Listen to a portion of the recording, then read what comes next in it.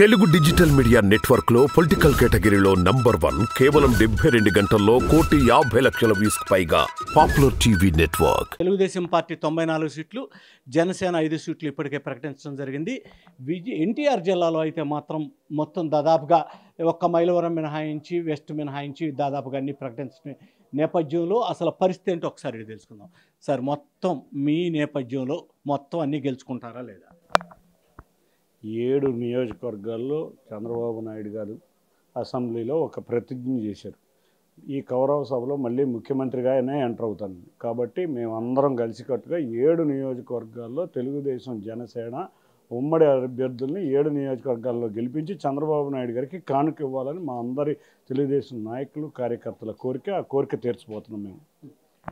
దాదాపుగా చూస్తే ఏమన్నా తిరువూరులో ఏమైనా కొలికల పొడికి ఇవ్వటం వలన ఏమన్నా అసంతృప్తి ఉందా? మీరే చూశారుగా, మొన్న ఇచ్చారు.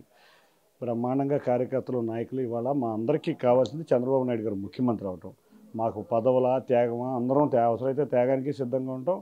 పదవులు వచ్చిన వాళ్ళు కూడా అందరినీ కలుపుకెళ్ళిపోవాలని నిన్న కూడా చంద్రబాబు నాయుడు గారు అందరినీ టెలికాన్ఫరెన్స్లో చెప్పిన విషయం ఏంటంటే, పదవులు వచ్చిన వాళ్ళు అసమ్మతి ఎవరైనా ఉన్నా కూడా కలుపుకెళ్ళిపోవాలని చెప్పారు.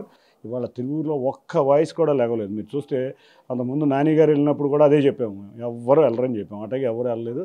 తిరువురులో కూడా అందరూ కూడా కొలికపూడిని ప్రకటించినందుకు అందరూ ఆనందంగా ఫీల్ అవుతున్నారు. ఎందుకంటే గత 4 సంవత్సరాల నుంచి అమరావతి మీద పోరాటం చేసిన వ్యక్తి, అటువంటి వ్యక్తి రావడం అనేది తిరువూరు ప్రజలకు కూడా అందరూ కోరుకుంటున్నారు. కాబట్టి అందరూ కూడా సంతోషంగా ఉన్నారు వాళ్ళ తిరుగు. రాబోయే రోజుల్లో మీరు చాలా సీట్లకు సంబంధించి దాదాపుగా నేను కూడా చూస్తున్నాను, ఒక కోఆర్డినేషన్ చేస్తున్నారు. మీరు ఎన్టీఆర్ పరిధిలోనే చేస్తున్నారని నేను చెప్పను.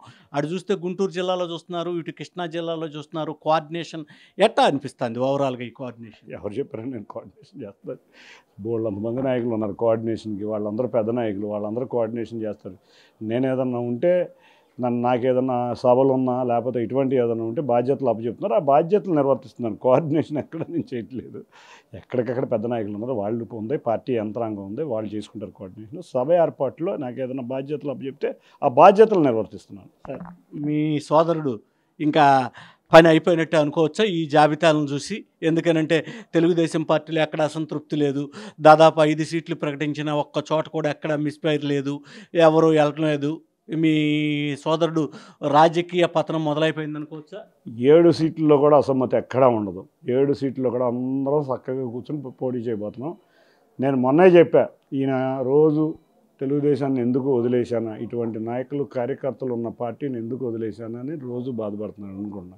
ఎందుకంటే నిన్న కూడా చూసాం, ఒక ఇడ్లీ బండి ఓపెనింగ్కి అవినాష్ అసిస్టెంట్ లాగా వెళ్ళాల్సి వచ్చిన పరిస్థితి. మళ్ళీ చెబుతున్నాను, ఇతనికి అక్కడ వాల్యూ లేదు. ఇక్కడ మా పార్టీలో చంద్రబాబు నాయుడు గారు ఎంతో బ్రహ్మాండంగా చూసుకున్నారు. అక్కడికి వెళ్ళినాక ఒక ఇన్ఛార్జికి అసిస్టెంట్ లాగా తయారైన పరిస్థితి. మొన్న కూడా అందరూ సోషల్ మీడియాలో కూడా దాన్ని జోక్గా అభివర్ణించుకున్నారు. ఇతని ప్రజా జీవితం చంద్రబాబు నాయుడు గారిని ఏ రోజైతే విమర్శించడం మొదలుపెట్టాడో ఆ రోజే ఇతని ప్రజా జీవితం ముగిసిపోయింది.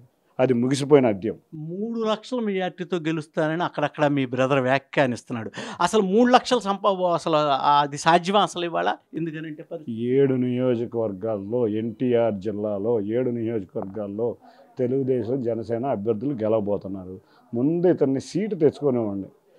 అందరూ కూడా నిన్న కూడా సుబ్బారెడ్డి ఒక మాట అన్నాడు, ఇక్కడ మేము ఇచ్చింది ఓన్లీ సమన్వయకర్తలే, ఈ సీట్లు అభ్యర్థులు కాదని. మేము సీట్ల అభ్యర్థులను ప్రకటించాం, 99 మందిని ప్రకటించాం. వాళ్ళు 74 మంది 7 విడతలుగా ఎమ్మెల్యేలు ఎంపీలు కడితే 74 మందిని ప్రకటించారు. ముందు సీటు తెచ్చుకోమండి, ఇతనికి సీట్ లేదని మేము అందరం అనుకున్నాం. మా దగ్గర పార్టీలో మా పార్టీ యంత్రాంగంలో ఉన్న 2-3 కూడా తీసుకెళ్ళలేని వ్యక్తికి సీట్ వస్తుందని మేము ఎవరూ అనుకోవట్లేదు. సీట్ గ్యారంటీగా రాదని మీరు అనుకుంటున్నారు వైసీపీలో? 100% రాదని అనుకుంటున్నాను సీటు. కానీ రావాలని కోరుకుంటున్నాం. ఎందుకు రావాలని కోరుకుంటున్నాం అంటే, ఇతని స్ట్రెంత్ ఏంటో ఇతనికి తెలియాలి.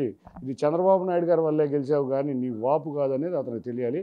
ఇతను సీటు ఇచ్చి ఘోరంగా ఓడిపోవాలని మేము కూడా చూస్తున్నాం. ఓకే, ఏదైతే కేశినేని నాని ఉన్నారో, కేశినేని నానికి వైసీపీలో సీటు రాదు. ఒకవేళ మేము రావాలి అని కోరుకుంటున్నాం. రావాలని ఎందుకు కోరుకుంటున్నామంటే, ఇతని బలుపు లేకపోతే ఇతనికి ఎంత సామర్థ్యం ఉందో కూడా తేలిపోతుంది ఎన్నికల సంగ్రామంలో అని చెప్పేసి కేశినేని శివనాథ్ చిన్ని అభిప్రాయపడుతున్నారు. కెమెరామెన్ కిరణ్తో దామోదర్, తెలుగు పాపులర్ టీవీ, విజయవాడ నుంచి.